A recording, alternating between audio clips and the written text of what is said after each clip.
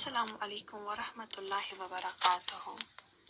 It is with great humility and gratitude to Allah that we gather for this discussion.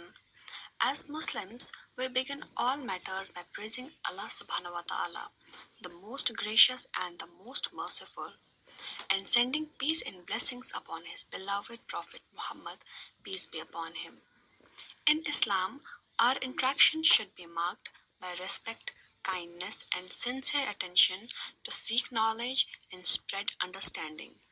With this in mind, let us proceed with our discussion, hoping that it brings benefit and guidance to all involved, inshallah. So, starting with the question, what is Islam? Islam means submitting to the will of God. In Islam, submitting to the will of God means fully surrendering oneself to Allah's guidance and commands with faith, trust, and humility. This concept, known as Islam, itself derives from the root word silm, meaning peace, and aslama, meaning to submit or surrender. Submitting to God's will involves first is obedience to God's commands. Second is acceptance of God's decree, that's qadr, living a life of righteousness, and the fourth is surrendering the ego. So now let us understand what is the obedience to God's commandments. This means following the teachings of the Quran and the Sunnah of Prophet Muhammad, peace be upon him. Muslims are expected to observe the pillars of Islam such as Tawheed, prayer, fasting, charity, and the pilgrimage as acts of submission.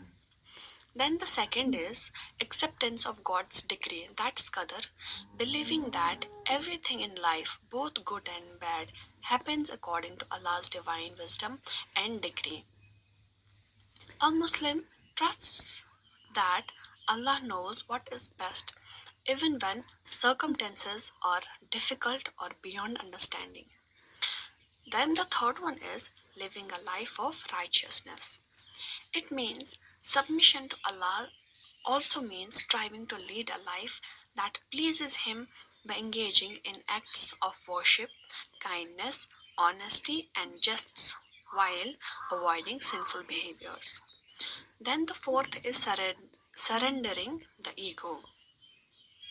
It involves letting go of personal desires that conflict with God's commandments and placing trust in Allah's plan, recognizing that ultimate control and knowledge belong to Him alone.